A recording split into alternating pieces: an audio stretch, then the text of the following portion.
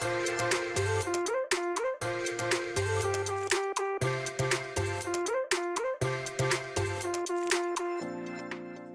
welcome to the Graduate Dentist Podcast.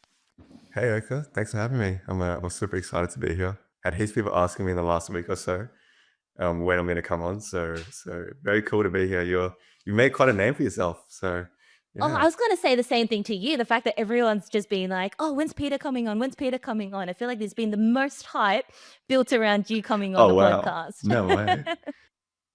So it's so good. Hopefully I perform. But no, I'm super excited. I've been binging all your episodes. So You've been doing all your studying. You said you were practicing your speaking, but I feel like you're yeah, so yeah, you're so exactly. used to it now with all the content creation that you do. No, I think we've got a good vibe. We're good friends, so it definitely helps. It definitely helps to Yeah, it was. just to feel like you're just speaking Mhm. to a mate. Yeah, 100%. That's always been the vibe of the podcast. But it was so funny because we met up a few weeks ago when I was in Melbourne. And then the entire time I was saying to you, I'm like, we can't talk too much. Like, save it for the podcast, save it for the podcast.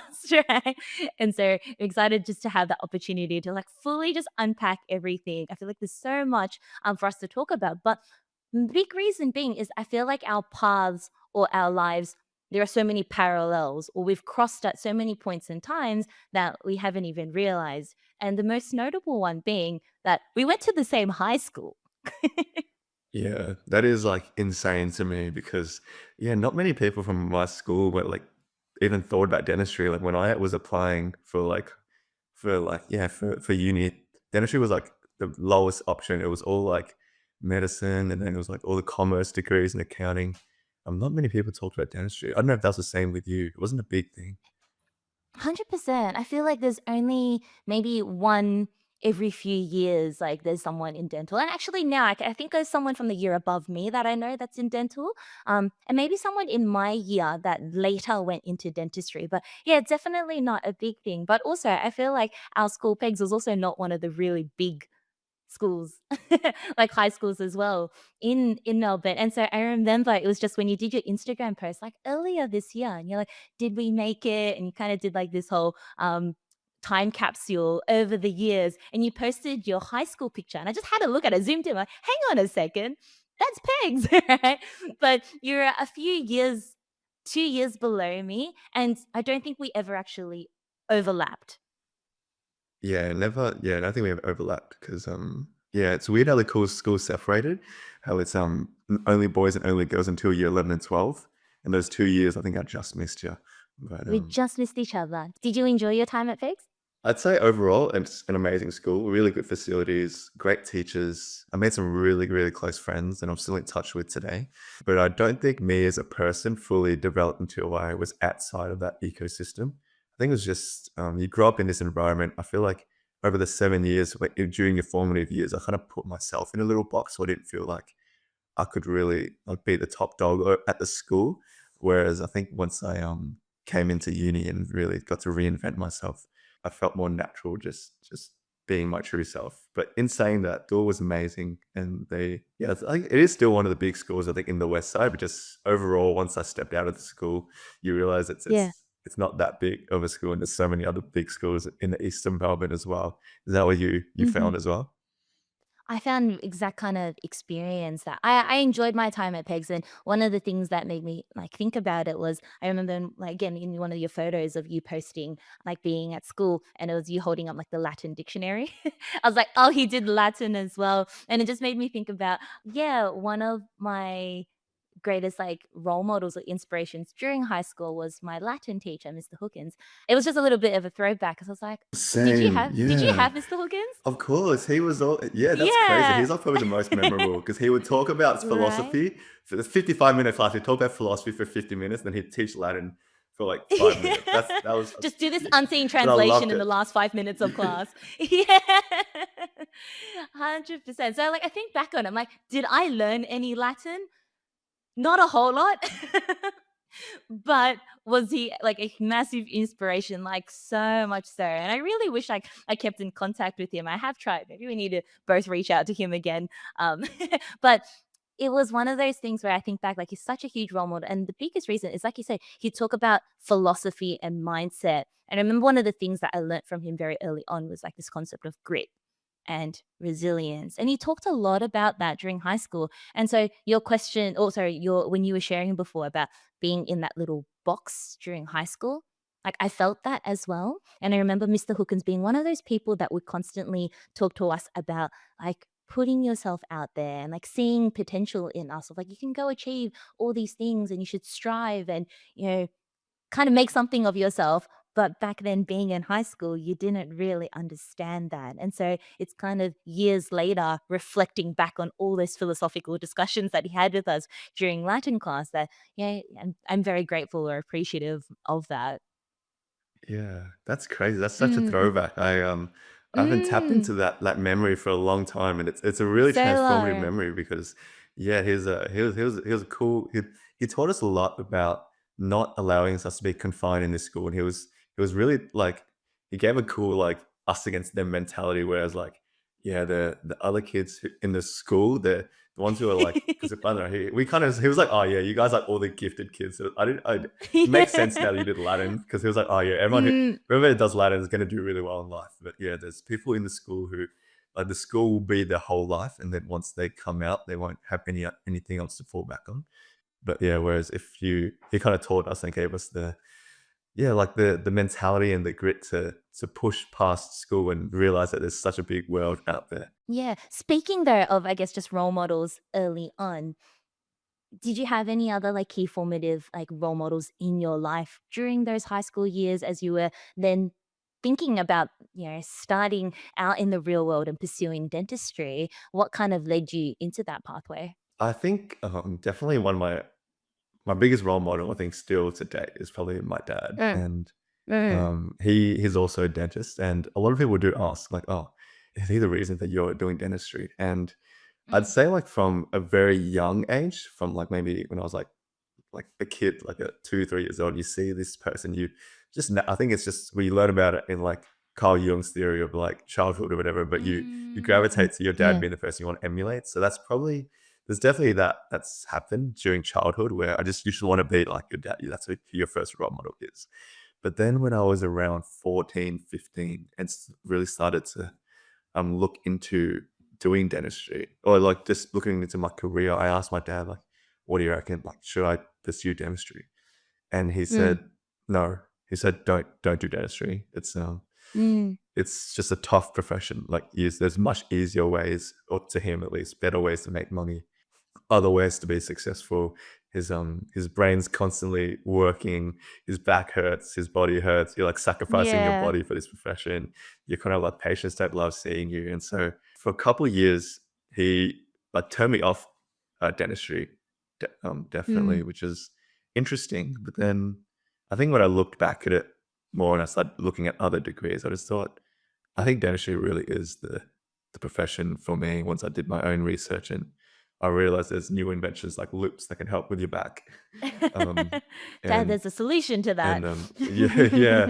And I think he's just Yeah. stubborn here. Mm. Hasn't worn loops in like 40 years of on working, so that's probably why his back's cooked. But from what I can tell, I think I tried to come up with it on my own as much as I could. And my parents were also pretty clear that they didn't want me to feel like I was um I was pressured into being a dentist. But then once I made the decision that I was going to be a dentist, then they were actually really harsh. And they were like, okay, now that you want to be a dentist, this is what you have to do to get there. So he pretty much cut off like try to cut off all social activities for me. It was pretty intense. Like year Really? 12, yeah, so you want to be a dentist, you want like you're gonna need like a 99 ATAR at least, because that was like the cutoff at that point, 99.5 or something, the year before. And so you he said, I'm limiting you to one birthday party this year to go to. And the Yeah, rest of the time you have yeah. to study. And then it's like 18th, right? So everyone's Yeah. having the 18th birthday party. And then, Mm, yeah, I'm just like, all my mates inviting me. And then I'm just saying, nah, I can't. What's your reason? Like, you don't want to be like that guy's, oh, my parents are not letting me. Like, that's just like, that's, mm. that's so cringe.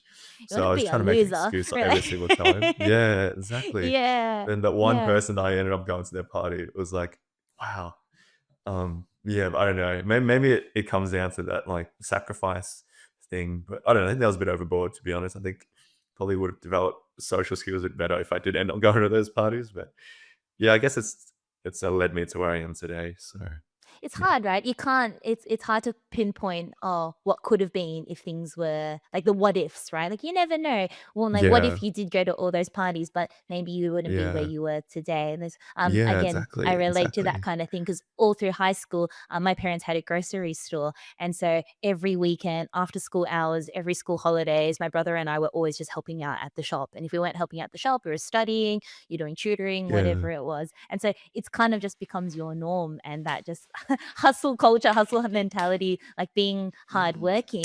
And my brother and I always joke about how we almost it's almost like an unspoken rule, but we had to earn our social time. And it was something that yeah, our friends yeah, never really understood. But on like school holidays, they'd be like, "Oh, do you want to come out today?" And we're like, "No, because I went out yesterday." And they're like, yeah. "Sorry?" We're like, That's "N- that's so I relatable. That is can't. so Is that relatable. Yeah, related?" 2 days in a row. That's like It's you cannot do that. no. That's blasphemous. You can't that's blasphemous, right? And it's just like, "Well, what would you be doing otherwise?" I'm like, "Nothing, but, like, I No, can't. you're I just can't sitting at go home. out You're 2 just days sitting at and home. stay at her." You're just within the Yeah. eyesight. I didn't know your parents owned a grocery store. Yeah, they only just, this year in August sold it, but they had it for Oh, about nice. 15 years. So it's like my Wow. entire pretty much my Yeah. entire, like, from high school. They started at the day of my grade 6 graduation. So Yeah. it was pretty Yeah. much all through high Wow. school we were there.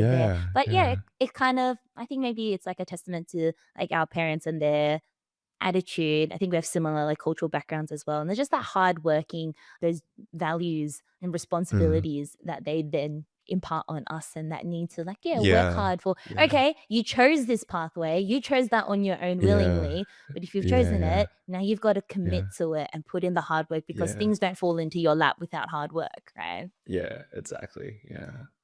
It's the thing that they kind of instilled in us where you don't just get these things without putting in the work. So you kind of have to sacrifice something, whether it's your time, your effort, your energy.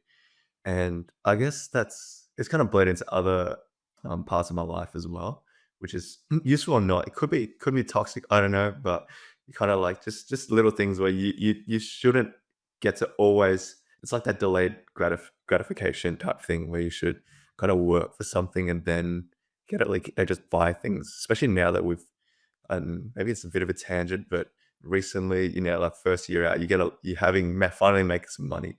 You could afford certain things and you could save on other things, but just forcing myself to practice that mentality of, okay, now that I do have some money, I still should try to um, like slowly save it rather than save up for something like buying cameras or things like that, rather than just like dropping the money and then like not worrying about what else my other expenses throughout the weeks. I think it's a similar thing it's like it helps in other aspects of life.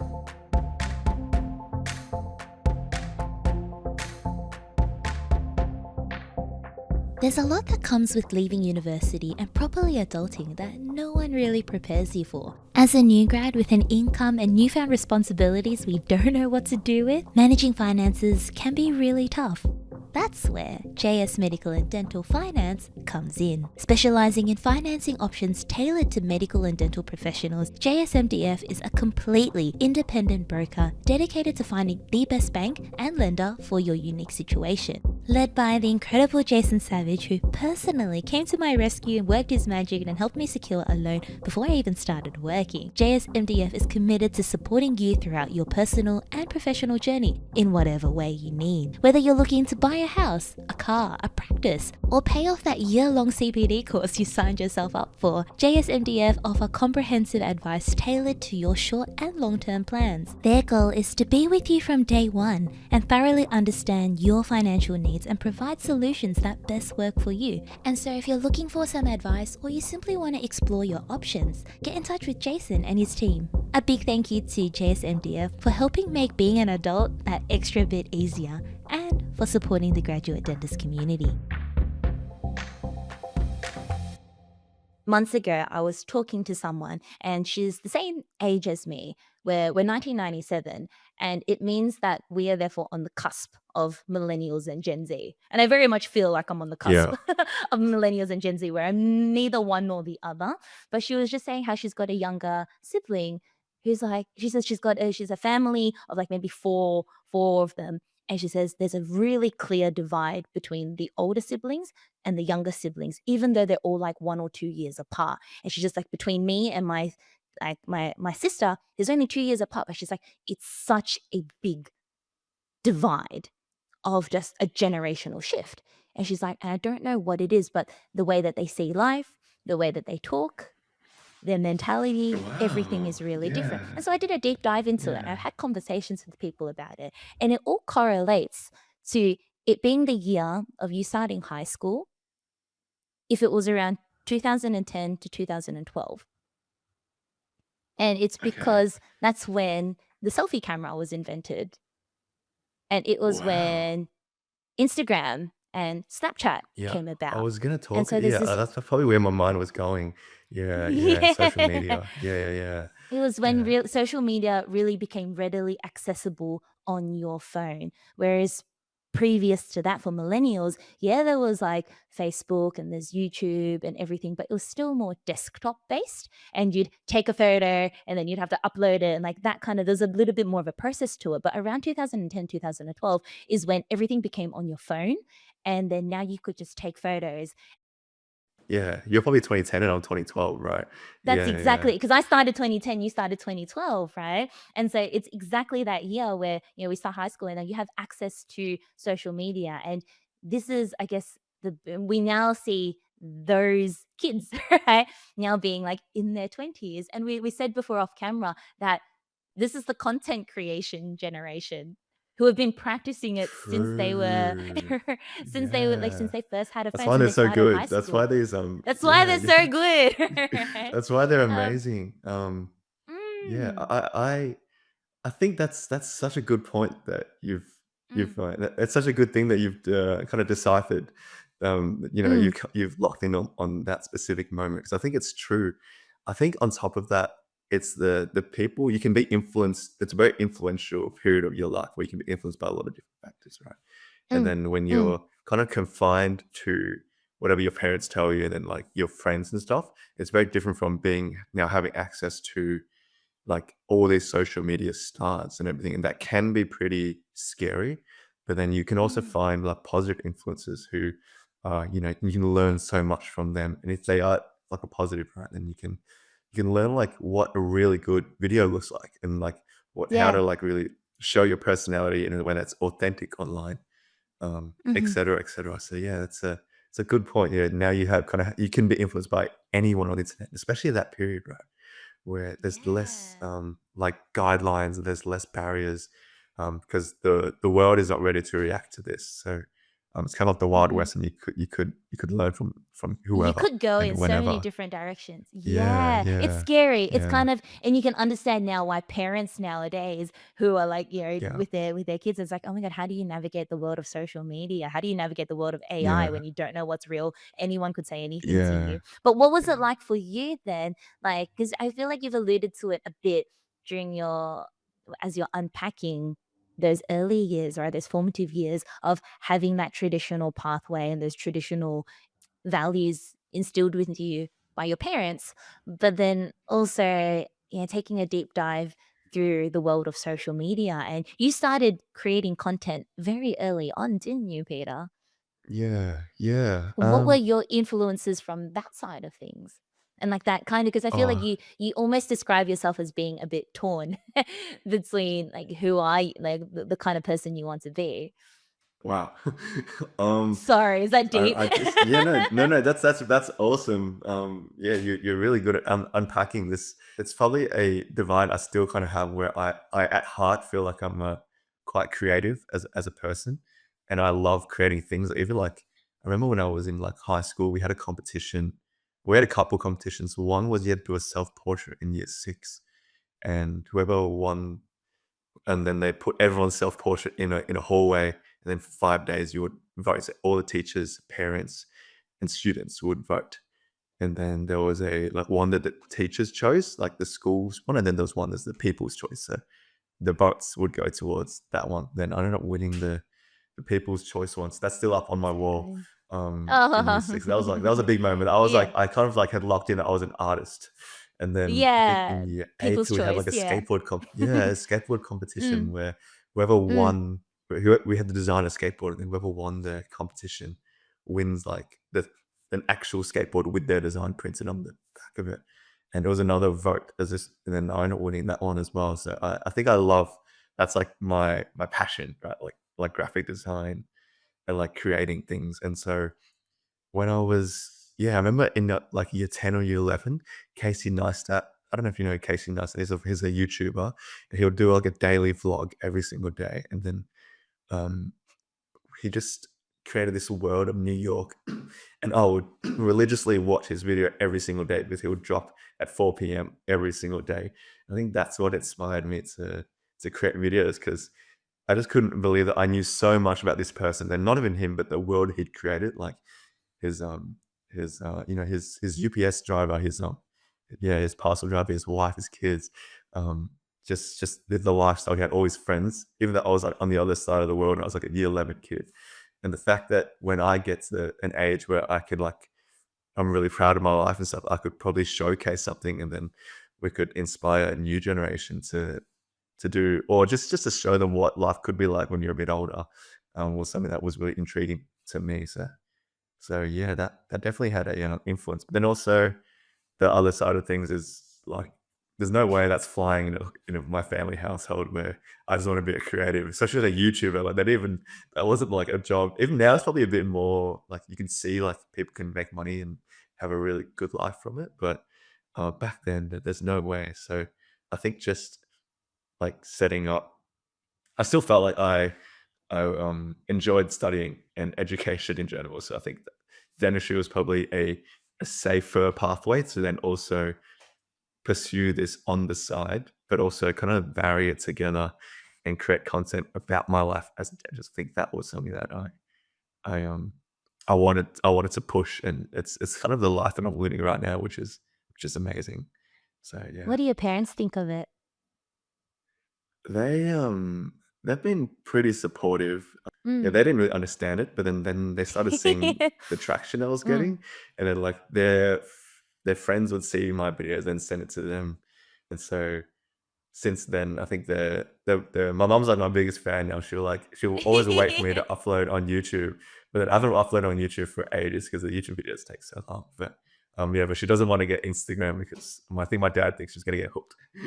So yeah, so she doesn't see my Instagram reels, but sometimes I Oh, show she them ones that should. Yeah. I think she'll enjoy. That's so funny. It's the same with my when I first started podcasting, it's the same thing. My mom was just like, "A podca? Like, what's a podca?" And she just would and then you're trying to explain to it's like, "Oh, it's kinda like" she's like radio? Like a talk show?" She's Yeah, like Ellen DeGeneres? Like Oprah?" And I'm like, yeah, maybe one day, but not that level yet, mom."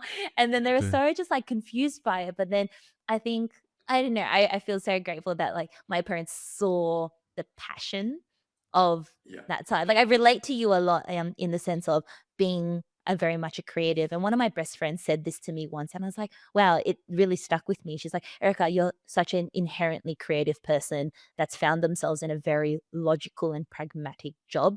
And yet you found yeah, ways to bring creativity into that. And I think yeah, that's very much what you've done as well, Peter. But yeah, when I first did, I think my dad in particular didn't really understand. And he's just like, why don't you just like do dentistry and just maybe just go just become a focus.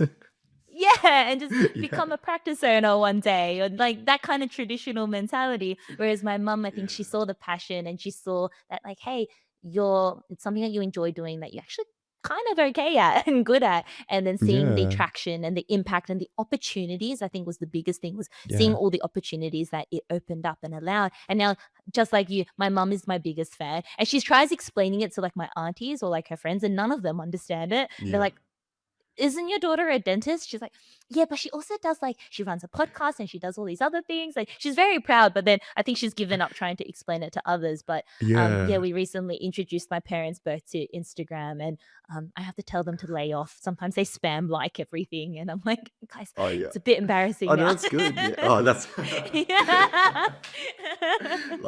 they're just big supporters.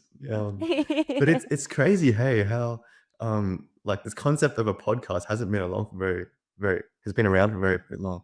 but it's such a big, like, it's such a big medium for, like, creating, right? But, like, to an older generation, they have no idea, like, what it is. But to us, it's like a staple of my life now, like, listening to podcasts, just knowing what a podcast is. And it's an interesting, yeah, it doesn't really make sense because they probably wouldn't understand, like, how it's possible, like, what a podcast it's kinda hard to wrap your head around if you haven't been exposed to it. And even, like, even for me, maybe, like, when I was probably a doubter initially, like, why would I wanna listen to 2 random people or 1 random person or whatever, just talk? I have no connections to them, but now it's probably one of the first things that I gravitate towards, listening to. Yeah. And it's if anything, it's kind of like what you were saying about, watching those YouTube videos with Casey Neistat, and you're like parasocial, Yeah, where you yeah, yeah, have like that yeah. parasocial relationship with It's them and you know everything crazy. about their life. Yeah. But it's kind of the same with the podcast as well. It's like you hear these conversations with these Yeah. people, you know so much about them. But yeah, you can see how as someone it's a insight into what Yeah. other people's lives are, Yeah, right? yeah, In and some who ways they very truly are. intimate. Yeah, yeah, Mm. some of, like, what you've been able to extract from your guests has been amazing, but not in, like, a not in a weird way, but just, how vulnerable and how interesting their lives and things I haven't, like, really known about them, like, people like, yeah, like Barrett, Addy, like, all these guys who or Pat as well, like, I messaged them all and, like, "Guys, like, your story is insane, and the way that you articulate your thoughts are amazing," and yeah, it's just crazy to think that, I learned so much just randomly driving along after work from, like, these guys just through the podcast, and that it's like access that I would never otherwise be into. It's like talking to it's like knowing them as a friend, even though they've, like, barely know who I am, so it's crazy. Yeah. But it's nice, particularly in the dental world where it's so tight-knit and, like, everyone Mm. knows everyone. It's just being able I find the beauty of it, and the conversations that I have with people oftentimes aren't very clinical, but the reason being is, like, you can attend this person's course, you can go follow them on Instagram, you can learn all that clinical side of it, but sometimes when that's all you see, you almost have a perception of that person being unapproachable, or maybe they're really arrogant and stuck up, or, whatever it is because of that perception that they carry, or the perception Yeah. that's created of them. But then you listen to them on a podcast and you're like, oh, they're just a normal person. They've also kind of Yeah, gone through yeah. their own journey. But it's interesting to hear the mindset that taps, like, that's allowed them Mm. to be who they are. Speaking of people, Yeah, though, yeah. that we were getting to know more about them, and you're talking about bringing out that authentic side of them and another layer of who they are.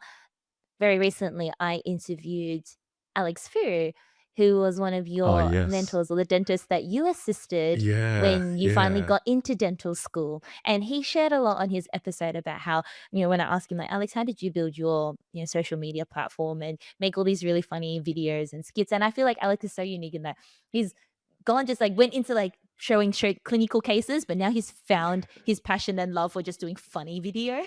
And it's so Yeah. wholesome. But he says, "Oh, it's all He's Peter." really He's like, "It's pivoted. Yeah, all yeah. Peter." Yeah. Mm. Yeah, Was he, that your he's creation? really been Yeah. you know, his I think he's found his niche and it's awesome. Like, now he just does skits and he's, like, way better than I could ever be at those because 'cause he's got that Yeah. personality. I didn't know he was like, that chill, you know? So Funny. I'd say, yeah, well, I guess Mm. we can kinda dive back to how I ended up in that Mm. position, right? But, Yeah. yeah, so when I was in second year, like I was starting second year of dental school in Mm. Perth. I had blown all my money in first year because like I finally go to dental school. I was gonna send it in Perth. There was no Mm. COVID at that time. Mm. And then in Melbourne it was a full lockdown. So I was just like my mates are all like, stuck in COVID and I'm Running. just out, Yeah. like, yeah, just You're go like, "Life could outside. end tomorrow, let me use up Yeah, everything I yeah. Oh, have." exactly, exactly, exactly. Mm. Just going out, like shouting mates, just Mm. having a good time. Going with the AFL grand final. That was amazing. But yeah, Mm. I spent a lot of money. So then I was like, okay, I need to lock in, get a job. And my friend Mm. Audrey, there was a position open at Dental, the practice that Alice was working at. But I know it's a quite a high end practice, and they do a lot of the kind of crazy cases.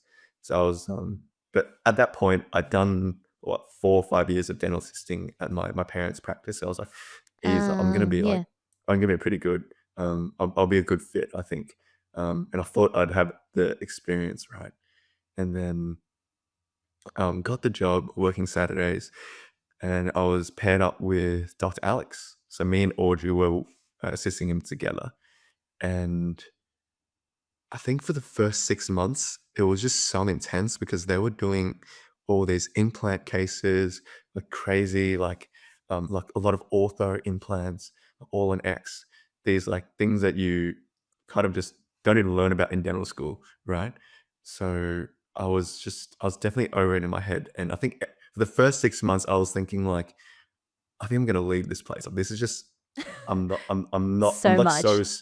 anxious all the time because like Alex is like on his social media, he's like super chill. But when in that period of time, it was probably a lock-in period for him, but he was doing like insane amount of work and production. And he's so quick as well. Like he'll The fact that he like needed within 2 like dental five assistants, I think is exactly saying like and he would something. work faster Yeah. than us. Like Yeah. sometimes he would ask me to go get something. By the time that I've gone and got it, he's already like gone himself and done the thing that he needs to do. So he's like Yeah. insanely skilled. And then at that point, I wasn't that close to him, right? And I just thought I was terrible at assisting. And then he would also kind of let me know, Peter, like you need to be quick, you need to be quick, and you need to be more efficient. So I was like, okay, like I thought I was good at like, assisting, and this guy is like, he's so quick, and I'm Next not. I felt level. so bad because I wasn't helping him, and I was probably making his life Mm. worse. I was like, how can I be more useful to him? And I saw the amount of crazy work that he was doing. I was like, Alex, I think you should like start posting on Instagram because the stuff you're doing is incredible, but like no one really knows. You need to like kind of showcase that. Um, and then that's something that's up right up my alley. So I was like, finally, I can kind of give some value to this guy rather than just like pissing him off on Saturday and not giving him the stuff he needs. So Yeah. that's what I ended up. That's when we started to kind of plan out. And initially, I wanted to because I've seen a lot of dental Instagrams at that point, but it was all just close up photos of teeth. But I wanted him to be more patient facing. So doing like his brand palette, his color design, like setting up his social media, letting him choose like what color do you like? I'm gonna use these two as your core colors. That was really fun. I was making ads for him that he was a boulder, and then he'll do bouldering right, and then I would make an ad for him at the bouldering place. That That's so if you cool. need a dentist, come see this guy. I also boulder that kind of thing. But yeah, yeah, and then finally I was like, finally I kind of felt like I could tap in and like be useful for him and then that's kind of where our friendship really developed, because then we would kind of see the growth slowly at first, but then, like, pretty quickly afterwards, and then I would just do a lot of before and afters because he was doing, like, all in X, right? So the most important photo is, like, the before and after because that's what is, like, really amazing. That's what I was seeing as well, and, so yeah, that's where I learned that's where we kind of grew in that regard for his Instagram. He's like killing it now. He's doing like international courses, which is something that he said initially. It's like I was like, Alex, what do you want to do like, eventually? Like this early on. He was like, oh, I think I wanna I don't think I want to own a practice, but I think I want to like teach more. And then now he's like he's fully delved into that lifestyle, which is amazing. I'm so happy for him. But in saying that, like this is just a small thing. Like he's the one who had all the skill set and everything. I was just there to, you know, push some buttons, do some social media posts, and I've taken so much growth from him. Like he really accelerated my like he's working there and working with him opened my eyes on what is possible as a dentist and um, how far you can grow as a dentist. Like he taught me because we pretty much because he was working so quick. One of us would be assisting, the other one would do like we would start on his new patient consult. So we would take all the extra old photos. We had like a little studio, take all the extra old photos, and then I think we'd do the OPG as well. Bring them in, take the intro old photos. I learned how to take intro old photos really, really well because I would do it for like every single new patient, and then he kind of practiced the dentistry that I now learn. That's the kind of what I want to do. So he would gather all the information, ask their concern, that he would whisk them into the consult room, and then discuss their treatment in detail. And that at that point, I'd never been exposed to that. I was kind of used to working in my family practice, which is more just scowl, clean, have a little chat, and then next patient. Whereas this was more like really comprehensive, explain to these patients who need this treatment why they need it. And that's really kind of been a really good guide on how to practice now that I'm like on my own. So yeah, and then maybe eventually I'll build up my skills to be a point where I'll be working at a similar, standard to hippies. But I'm not there yet. But I think it's a cool benchmark to have seen happen in real life and to have assisted all those procedures. And now finally just slowly working up and building the skills to get to that point where he was at when I was assisting him, which is awesome.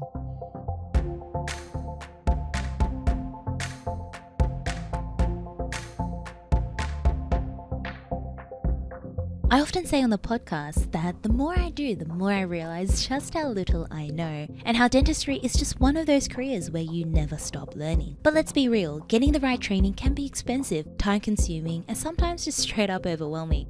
That's where Ripe Global comes in.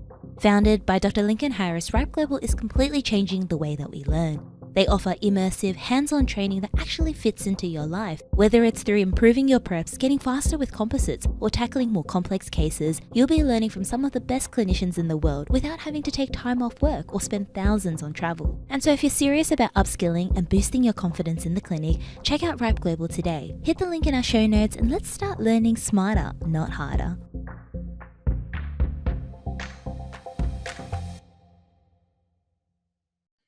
That's so awesome. And Yeah. I love hearing your side of it because we obviously got to hear Alex's perspective of it. And then it's nice to hear like your perspective of the same story, looking at it from both perspectives. But Yeah. very recently I was talking to someone about when they talk about like what is it that older generation, like senior dentists can learn from like younger dentists nowadays. I say there's so much. And if both parties are willing to collaborate and willing Yeah. to see what the other person has to offer, you can really skyrocket and really achieve so much together. Whereas, we often hear with like these senior dentists where they're like, I built my practice without social media, or I don't need to do Yeah. that. I don't need to succumb to all these photos and this, that, and the other. And they kind of like, brush it aside. And then you have the new generation dentists who are like keen being eager eyed. And they're like, but it looks nice and like for the gram kind of thing, right? And then Yeah. when you're Yeah. able Yeah. to marry both those up, where it's like the skill set, the patient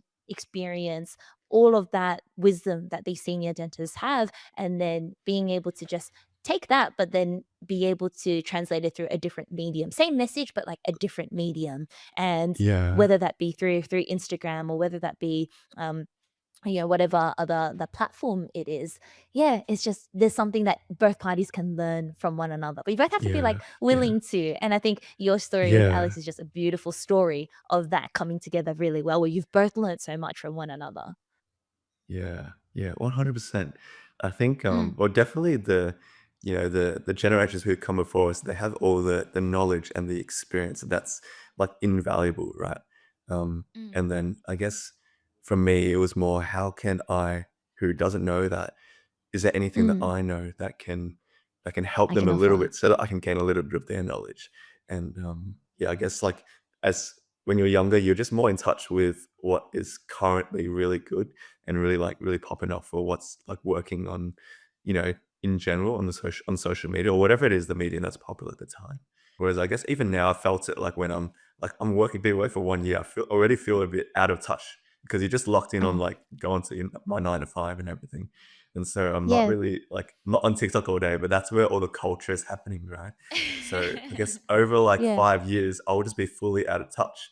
But then I'll probably have to rely on like younger dentists or whoever is assisting me to let me know what's still relevant, what's not, what makes me like a boomer and what's like Oh, yeah. I So feel that at my core. These students recently have been like discovering all these um dental students, and there's all of there's them some have like amazing videos. Yeah, they're yeah, incredible, right? Like yeah, full videos where like they've got the whole gear, the setup, like really cinematic videos that previously you would think, oh, only like a production company with a huge team and millions of dollars yeah. would be able to create. But Exactly. it's just students Yeah, nowadays that are filming it in their yeah, backyard, yeah, and they're showcasing their lives. They're starting up their own small businesses.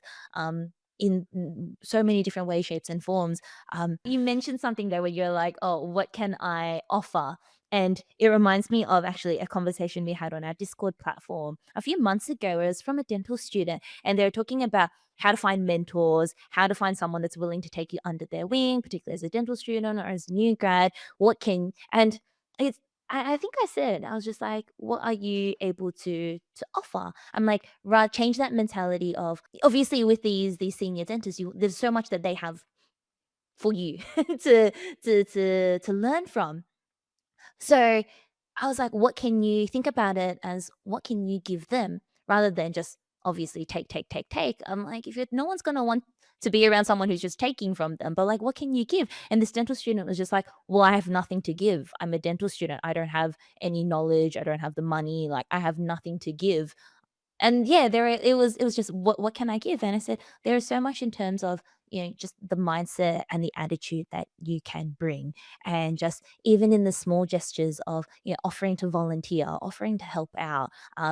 Like it's all those little things, but exactly like what you've said, where you're helping Alex out, and yes, you're being paid as a dental student, but you're like, hey, what else can I offer? Let me help you take some photos. Let me make your life a little bit easier. Let me teach you like how to use like social media or introduce you to things that for me, like I understand that, but you may not necessarily know. Let me put you in contact with like the dental students, or let me help you organize like this study club or this, that, and the other. I'm like, there is so much that you can offer still as a dental student who doesn't necessarily have money or like material things or skills to offer, but it's the soft skills and the intangibles and just being a new generation person. There's a lot of knowledge there that is still, there's so much there for you to still offer. Yeah.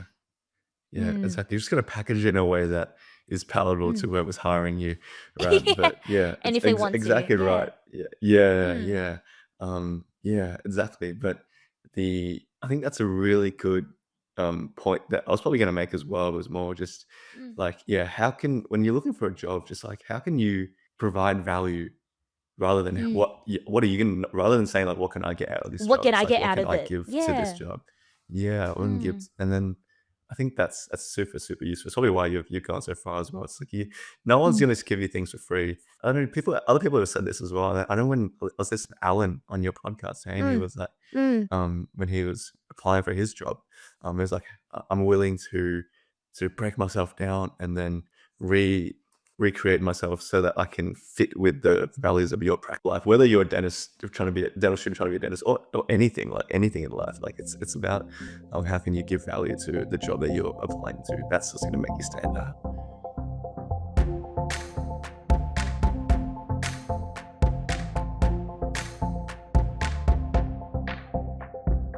You all know that if there's one thing I am super passionate about and always advocate for on our podcast, it is our mental well-being as dentists. There's no denying that our profession can demand so much from us, and it can drain us physically, emotionally, socially, and mentally. And some days it can all just feel a little too much. This is where our friends at Dental Practitioner Support come in. Whether you're new to dentistry or have been practicing for years, Dental Practitioner Support is here to offer guidance, reassurance, and a safe space to talk about whatever it may be that's weighing heavy on your heart. They provide 24-hour services that are completely confidential and independent, so you know that you will always have someone to turn to. Whatever your scenario may be, Dental Practitioner Support is just one call away. And so, in case you ever need it, save the number 1800 377 700 or visit their website at dpsupport.org.au. Remember, as we say time and time again on the podcast, you are never alone, and we really are all in it together.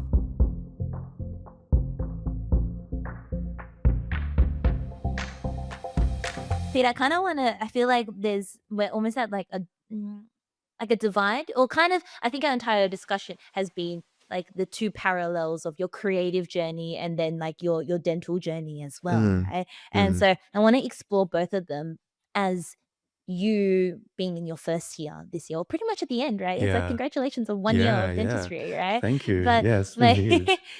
both of those journeys in parallel, because on one hand you've moved from Perth back to Melbourne, and I feel like, I don't know, we'll tap into this side and we'll come back to the creative side in a moment, but I feel like you kind of left as one person of Peter, who's been assisting with his parents' dental clinic for 5, 6 years, seeing dentistry in a particular light, aspiring to be a dentist, and then you go to Perth and you go through dental school, you go through that independence of being your own person, and then assisting Alex and being mentored by him and seeing a whole new world of dentistry. What was it like then coming back to Melbourne? And then, you say you work one day, or like, you still work part-time within your dad's practice. Was that always the goal of working alongside him? I know your dad this year retired as well, right? But Yeah, then at the yeah, same yeah, yeah. time, you've got other jobs. Like, what was that transition? And I don't know, I feel like I would feel confused. I feel like we all feel a bit confused in our first year. But Yeah, yeah, what did you feel? yeah. It's a great, Mm, great question. Um, mm. yeah, I think I always knew that, especially for my first year after uni, I would want to move back to my parents. So just live with my parents and just, while my dad was still working, at the very least, learn as much as I can from him. Because you can't discount he's got whatever, nearly 40 years of experience dealing with patients, and just kind of getting as much knowledge as I can from him. I think that was the idea of it. The reality is probably a little bit different. I think I've learned a lot of soft skills from him, and I think um, seeing his patience and just seeing how revered and loved he was by his patients would have been really heartwarming for me. And I love that I get to tap into a part of the community that I felt I didn't have in Perth. So a full like Vietnamese community where I just speak Vietnamese, and it's like I'm just Yeah. treating all my aunties and uncles, and Family. they're Yeah. like, I haven't seen you since like you were a little kid and stuff, and now you're my dentist, et cetera, et Oh, so cetera. And nice. they're like their Yeah. kids now come to the practice. So that's like a really Full amazing circle. situation to be in. So that's something that I definitely wanted to have that experience. But in saying that, I'd say it's also been a lot of clashes because it's different. For now, I'm moving back home after being fully independent for like 4 years, right? So that's always going to be a struggle where I'm pretty much used to being alone, having my own space, whereas now there's like my family's family of five, so there's like just always constantly noise, and everyone's kind of like in on each other's business and in each other's space, which has been a struggle. And then like I'm seeing my parents in the morning and then at work because then my mum's the receptionist there. Then my dad's Yeah. comes in to, when he was working, he would come to kind of watch over me. Not like properly, but if I need something, he'll be in a different room. And then now he still comes in because he still manages the practice even though he's retired. And then at home, they'll like ask me about like my cases and like stuff. So it's like intense. It's like a lot of, and then also I'll disagree with his philosophies for like, yeah, treatment. Cause I think when I was listening to Daniel Lung's I was podcast, and gonna he was say, it saying reminds me of Daniel's episode. yeah, Yeah. yeah, Dan's Mm. podcast, he was talking about how his parents had a practice, but they're from a different generation. So my dad's like, I'm just like he's got so many amalgams, and then always in his patients, and then I'm converting them to like I'm telling them like this is about a crack, mate. Like you need to switch this to the like a like cuspal coverage, like on layer a crown or something, and then he'll be like telling me you need to this patient you need to do a a composite pin. Otherwise, there's no way it's going to retain. And then I was like, what about bonding? Like, bonding nowadays, like, I'm learning through my courses and stuff. Like, they're teaching me like sandblast, bond, like don't use retention. Like it's all about bonding now. But then he's like I've been working for 40 years. You think I don't Yeah. like this bonding? They're all fake. After 10 years, it's gonna, Yeah. or after whatever, it's gonna fall out and redo it. If you want something that's gonna last, and I can't like, in the one hand, like, I the research says he's wrong. On the other hand, his work still lasts and it's still in You there. can't argue it. So Yeah. yeah, it's a tough place to be in, because situation being. But in saying that, his there's been a wealth of knowledge just in general. It's good to have someone who kind of knows what life is like and someone who's in your corner. And um, I'm very grateful that I have that experience and position where at the end of the day, I know my mum and my dad have my back, and we may clash on certain things, but at least they know they want the best for me, even if it's in a way that is Absolutely. not the most palatable. But yeah, I guess that's also why I've been pushing to work at different practices as well. I wanted to kind of see Mhm. what it was like to work at a different type of practice. For new grads nowadays, do you feel like that's important? Do you feel like new grads or nowadays, like what do you think they value in terms of what it is in a practice? And if you were to give Yeah, advice for like the final years nowadays of trying to look for a job, how important is it for them to have a social media presence? How important is it for the yeah. clinic to look nice? Or like what do you like I guess yeah, what are those pieces of advice for someone who's kind of worked at a family practice, who has now worked into a more of a high-end practice, who has assisted at Mm. one? Yeah, thoughts on that, Peter? Yeah, yeah, great question. I think it's pretty late. I can't speak for every new grad. I think for me specifically, because I love like creative side and I have like a social media presence myself that I care about. I think that's where it aligns. Where I don't think it's a necessity at all, to be honest, for the practice to have a social media presence. Realistically, when I was thinking about it, like bulk of your patients are not going to come from social media unless you're like a cosmetic aesthetic like practice, it's more gonna be like a bit of an older generation that you're gonna see generally. Like most of my patients are probably like 40 plus. Those that's when they have like kind of the money to actually afford some of the dental treatment, and also they start to care a lot more about their health and their teeth. Um, so the practice itself having a social media presence is cool if that's what you're interested in. I think it's just for me, like I knew I was going to be doing social media in general. So the fact that the practice that I'm working at has one was that it aligned really well. But realistically, it's not a it's not a deal breaker. It shouldn't be a deal breaker, especially as a new grad. The first job I worked at was not the one that's not, but definitely my parents' one does not have a social media. I've been pushing my dad. Mm. He's very scared of it. But then Yeah. even the other place doesn't really have Mm. one. And I think it's also probably ideal to not be in the limelight too much in your first year because you I would say that the first year it's a lot of learning, and unfortunately it's also a lot of like mistakes and stuff that you just have to kind of push through and persevere through.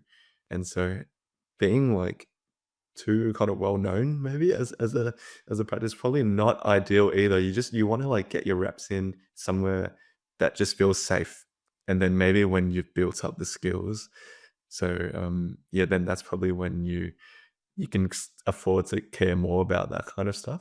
But just for me, because I love social media, that was just something that I gravitated towards, and I didn't really expect to get the job. I was like, this may be a nice job I'll work at in like 5 years. But then when they had a Yeah. job offer, it's like, oh, just send it, just apply. But I just got lucky, super super lucky. Yeah, I just got Yeah, along well with the owner. yeah.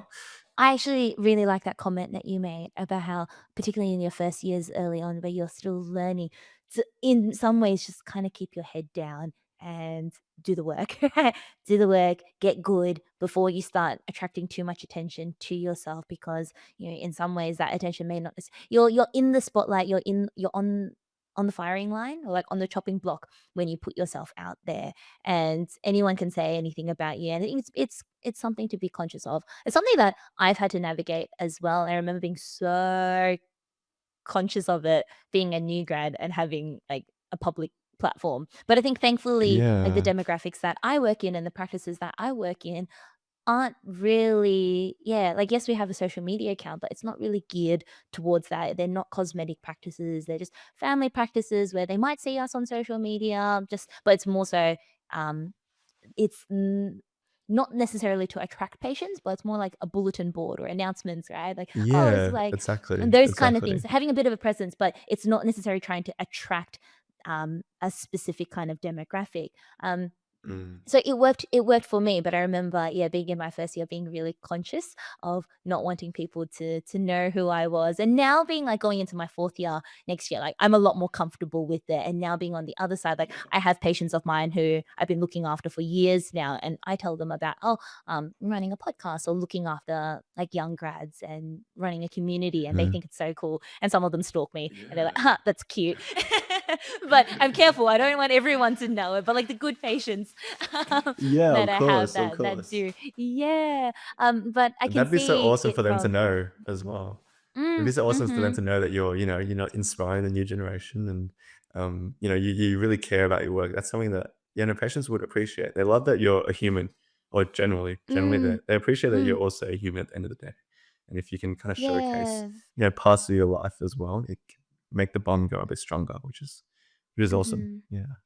Yeah, but that's only I can only say that now having had done it for a few years and done it quietly for a few years Yeah. before Yeah. now being like able to speak upon it. And it reminds me of remember when we met up in Melbourne is because I was at David Atia's and Andrew Cheng's course. And I remember David mentioning at one point about like in his early years, both him and Andrew in the early years of learning implants and really upskilling so exponentially, they were working in Townsville, right? And they're like whilst they're like your skill sets have to match the demographic and the patient expectations because like we were there placing implants but the patients he was just like yeah doing phenomenal work right on a patient getting a really good outcome and the patient being like oh yeah not bad and being like oh right like I poured my heart and soul and blood and sweat and tears into this case but they're like but that's what you need when you're learning is for your expectations to always exceed like the patient's expectations. He's just like my skill set and expectations always have to be above the patient. So if they're a 10 and I'm a 9, I can't treat that patient. Right. But if I'm a 10 and there are 1, 2, 3, 4, 5, 6, 7, like whatever it is, like that's okay. Right. And then, yeah, from there, having worked years of mastering their craft in a demographic and population where patients didn't have expectations and they were forgiving and they're understanding and mastering the skill set there and then moving into a more I guess like a demographic where patients had higher expectations then you can pull it off because you've done those years of learning and refining your craft and I think that's important as a new grad is just yeah because we all come out we all suck initially right but you have to find the patient demographic where there is a bit of that forgiveness or leeway right Yeah. No, that's such a good point you make. Yeah, it's important. That's a good point. Whoever made that made because it's a really mm, good thing to keep in mind as well. And I guess like your standard, needs to just be bit as high as they can all the time. And then slowly you'll build up to that. But yeah, makes me conscious. So I want to make sure that I'm I guess by both patients, everyone's really important, but then people who are expecting a bit more, you want to be able to fulfill that easily, which is something that as a new grad, it's you might think you oh, can, it's but hard I've never yeah thought I could, but like you definitely can't. So you just gotta grind it out for a few years. Um, How do you feel like your content's pivoted since becoming a dentist? Because you were creating a lot of content still as a dental student, but then yeah. now as you're a dentist, like how has your attitude with creation and creating evolved over time in terms of what Yeah. you wanted to get out of it and what kind you mentioned before about documenting your like life as a dentist like, did it just how do I say this? Like, was it planned or did it kinda just Yeah. come about organically? Yeah. Of course, of course. Good question. I I think I thought in my head that dental school would be a lot better for content because there's like constantly things going on. There's more people who are interested in dental school. And I think it definitely is a good place for content, but it also is a bit hard because um, you're operating within a university and being a really important like careful with the image. I was very careful when I was creating content not to expose or like not expose, but like just to have too much patient data, which is really important, confidentiality. There's a lot of red tape as a dental student. So yes, the content is really cool because like people are interested in like what it's like to be a student. Um, Whereas now as a dentist, I guess you can be a little bit more liberal with how I want to like portray myself. I'm just representing myself rather than the whole school. So it's different.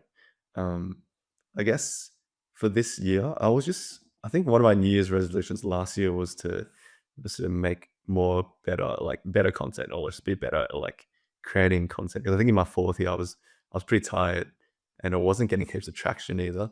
And I kind of delved into like certain, like I spent like 5 months on making my end of year dental school video, which is like still the best video I think Um, I've ever made, it's so and good. will ever 5 make. months, Yeah. really?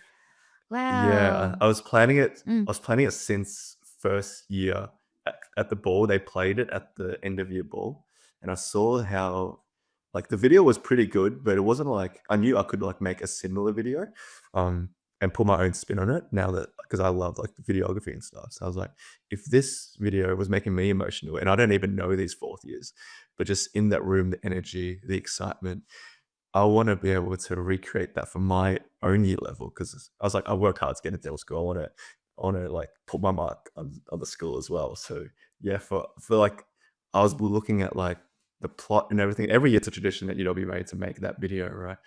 And, I was studying, like, the years before, and there was one who's, like there's a teacher now. Yeah, there's, like, a really big, like, one of my, favorite teachers, Dr. Patel. He's kind of scary though. He in his year he made that video, and then it was like iconic. It was like a different side to him that I had never seen before. I fully studied that video and made him one of the actors in our video, and it was like a throwback to his video. It was like a whole plot line. So that was what I was focusing on in fourth year. So then I was like, in my as a dentist, I want to now I'll go back to creating my own like building my own personal brand. I guess I was just super lucky. I um, just made a video on my first day because of a cool coincidence. It was my first day as a dentist, and now it was my 25th birthday as well.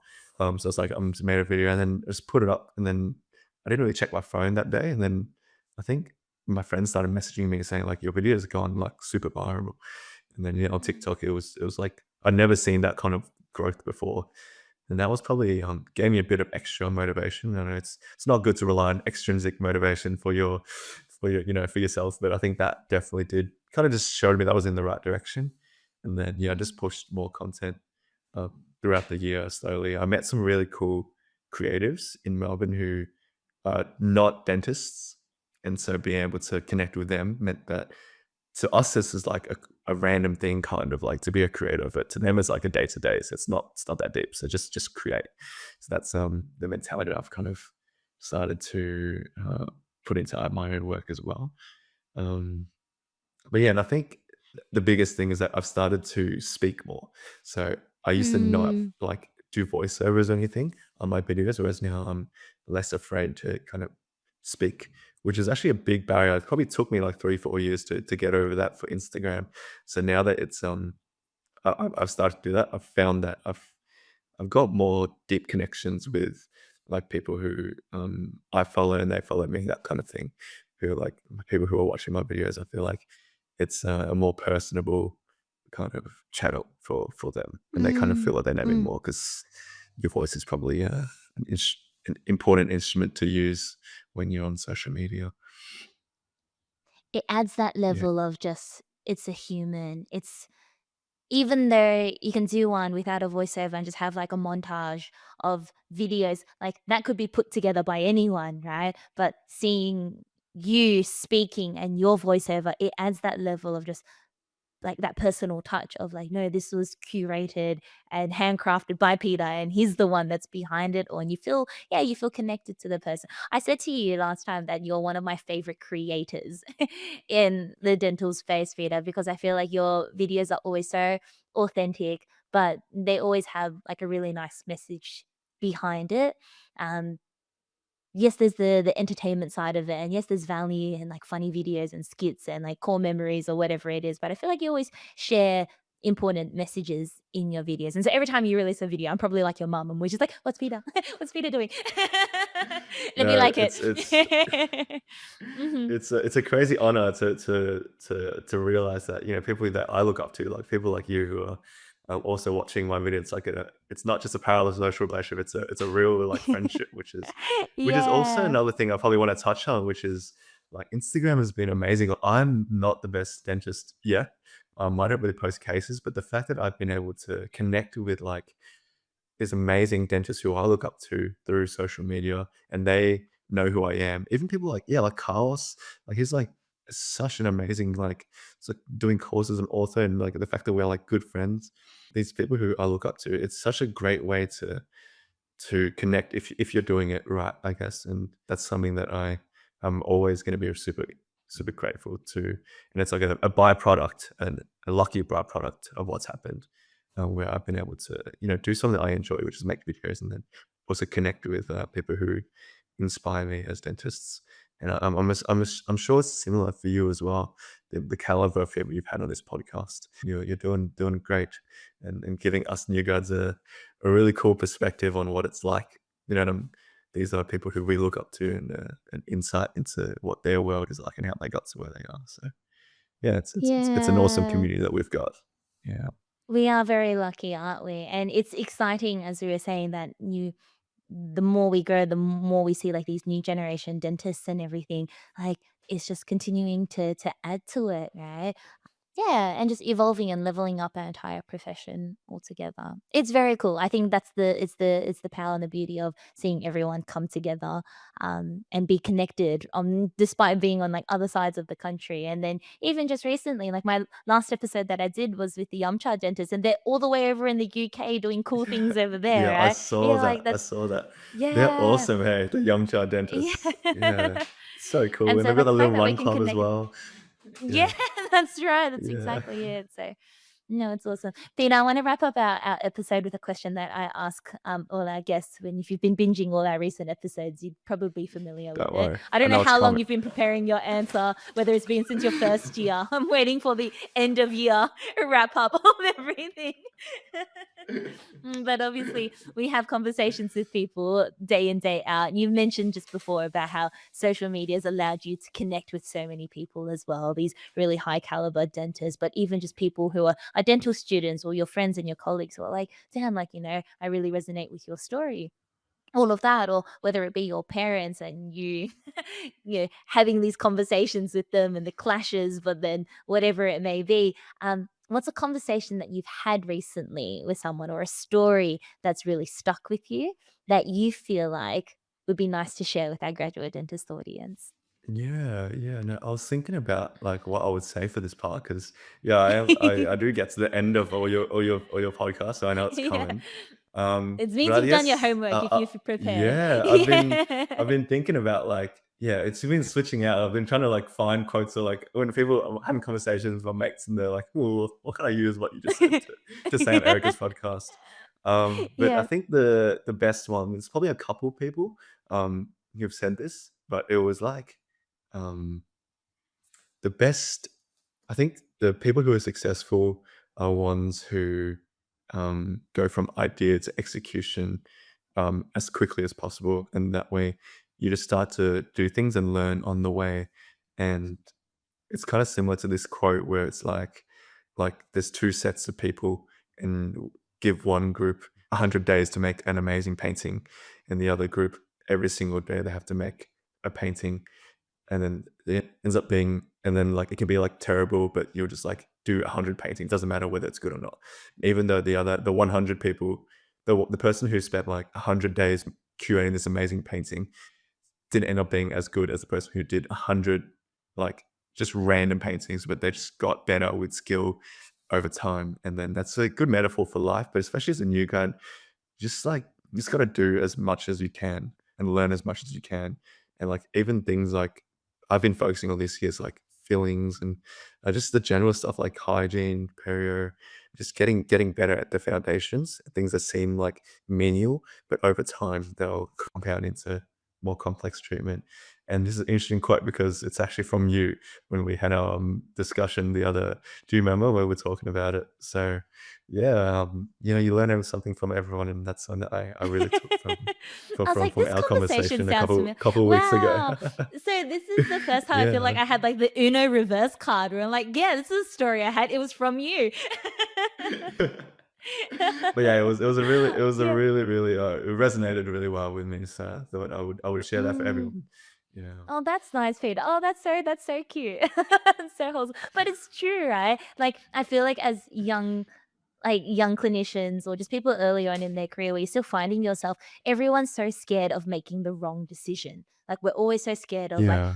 but will it be right? Will it be perfect? Is this clinical decision I've made right? Or is this video I've made right? Or is this application Yeah. I've made right? Like everything has to be like perfect, but you end up becoming paralyzed by waiting and doing that over planning and overthinking, and sometimes you just got to do it. And I think what you said Yeah. about minimizing the time between thinking of that idea and executing, obviously do your due diligence, don't just full send everything, right? But sometimes Yeah, you yeah, just got yeah. to like rip the Yeah. band-aid off and just do it, and you'll learn so Yeah. much more just by doing it, right?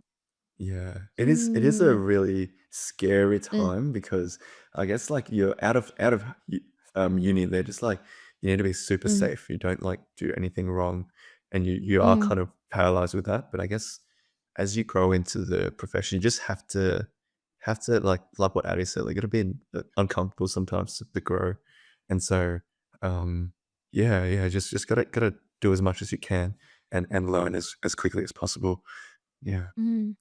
I love that throughout this entire episode as well, Peter. Is just I'm so it makes me so happy hearing you refer to all the other episodes and just everyone who you've listened to, and just it means a lot that for me to hear. Like, yeah, someone like yourself who's in the same way how you were just like, oh, me watching your videos, you're like, oh, that's so cool. Like, maybe like, oh, you listen to my podcast, that's so cool. But it means a lot to feel like, oh, the conversations that we've had on the podcast have resonated enough with you for them to stick Yeah. with you. And that's my goal. Like, Yeah. speaking to you as someone who's just finished your first year, I hope that's reflective of others in a similar position to you, where it's like, I hope that they listen to these podcasts, listen to these conversations, and that even if it's just like one or two takeaways, that it's something that they can Yeah. bring into their day-to-day practice of just, hey, these are your little guardian angels sitting on your shoulders, just reminding you Yeah. that it'll be okay, you're doing a good job.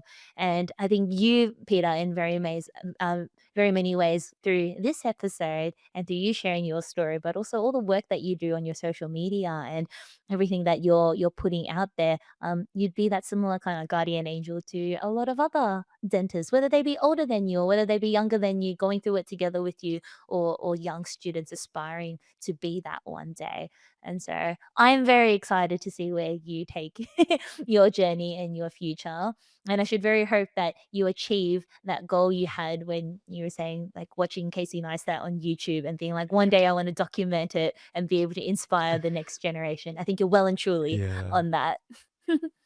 Oh, no, I think, we're both doing cool things in the space, and, I'm super excited for us to both to grow as we grow into our careers as well. And I can't wait to continue supporting you always 'cause it's been so much support, for, the last year or so. Even things like the meetups have been so awesome connecting with you and other people in the same position as well, right? It's so good. Well, thank you, Peter. Thank you for joining us on the podcast. No, thanks so much for having me, and I'm excited to hear how I sound. And thank you guys so much for tuning in to another episode of the Graduate Dentist Podcast. I really hope you've taken something valuable away from this episode and that you feel heard, you feel seen, inspired, and optimistic about our journey as graduate dentists. As I always say, we're in it together, so let's spread the word, let's share the love, send this to your friends, your colleagues, and those who are on a similar path who you feel may benefit from being part of the community. I'd love to hear your thoughts, so send me a message, and we'll see you again in 2 weeks' time for another episode.